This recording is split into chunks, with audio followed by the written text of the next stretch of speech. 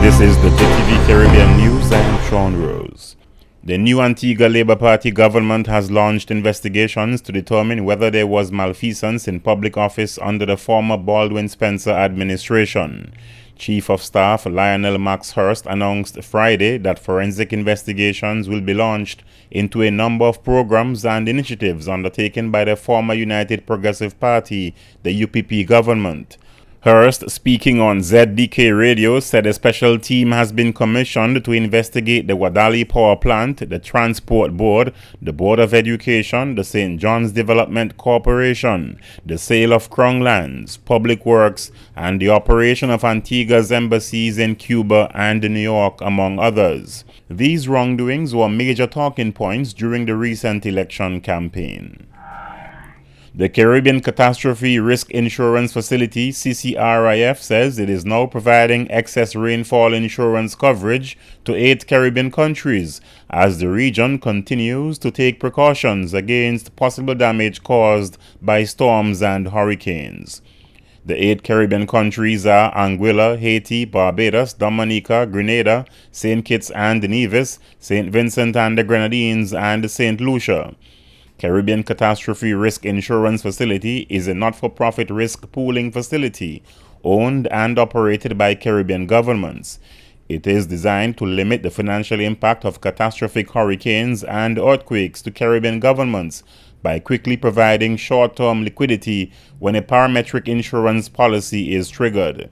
The new excess rainfall coverage has been eagerly awaited by Caribbean governments as considerable damage in the region is caused by rainfall and flooding. Countries that have acquired a new insurance policy will now be able to respond better to an event such as the trough that brought heavy rains to the Eastern Caribbean in December last year, resulting in the loss of life, extensive damage to infrastructure, and widespread economic disruption.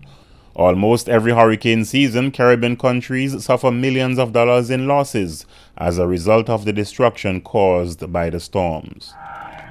With the successful staging of Montserrat's 9th Calabash Festival, the Organization of Eastern Caribbean States, the OECS Commission's Tourism Desk, is recommending the Montserrat Calabash Festival as a model in other OECS member states. While many other festivals are held throughout the OECS, such as jazz and other music festivals, Montserrat's Calabash Festival involves a high level of local participation.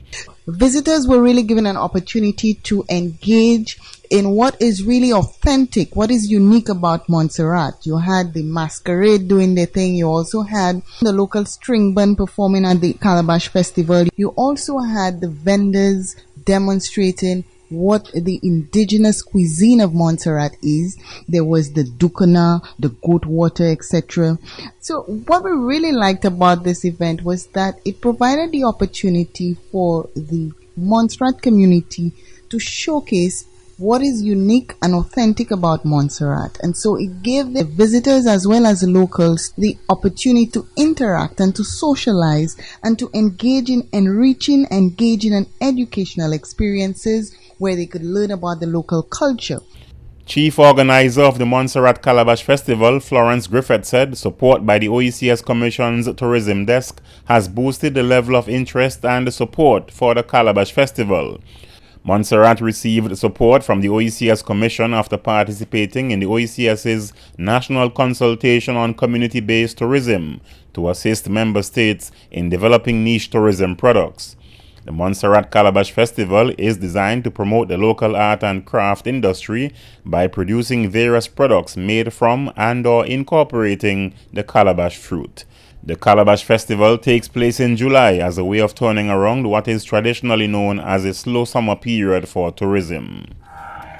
The Caribbean region completed a 36 medal haul at the 2014 Commonwealth Games in Glasgow, thanks largely to Jamaica's stellar athletes. The island's Independence Day celebration certainly got off to an early start as Jamaica's black, green and gold dominated the field events to end with a massive 22 medal haul, the highest for any Caribbean nation. Jamaica's medal wins included 10 gold, 4 silvers and 8 bronze. The gold medal haul included the win by Jamaica's 4x100 meter relay team on Saturday that was anchored by the world's fastest man and the country's top athlete Usain Bolt. Jamaica set another games record in winning the women's 4x100 meter relay, finishing in 41.83 seconds ahead of Nigeria and England. The bronze medals also included wins by Jamaica's Sunshine Girls netball team, which defeated England 52-48. Trinidad and Tobago scored the second highest for the region, ending with 8 medals. 3 of those were silver and 5 bronze. The Bahamas ended the games with 3 medals, 2 silver and 1 bronze, while Grenada scored 2, 1 gold and 1 bronze. Barbados ended with 1 medal, a bronze. And finally, in this week's Caribbean News segment, Haiti says it has signed a multi-million-dollar agreement with the United States-based Carnival Cruise Lines to build a cruise tourism port on the island of La Tortue. Prime Minister Laurent Lamont said the U.S. $70 million project will help improve the lives of the estimated 36,000 people residing in the area.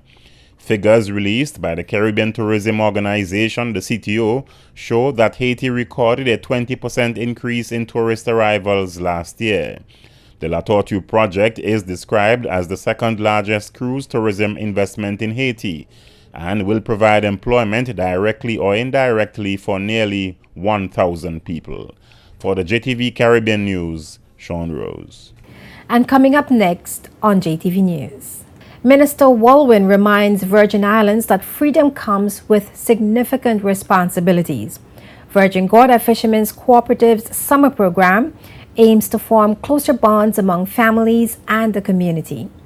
Annual August Monday Parade adds flavor, colors, and spectacle to entertain thousands.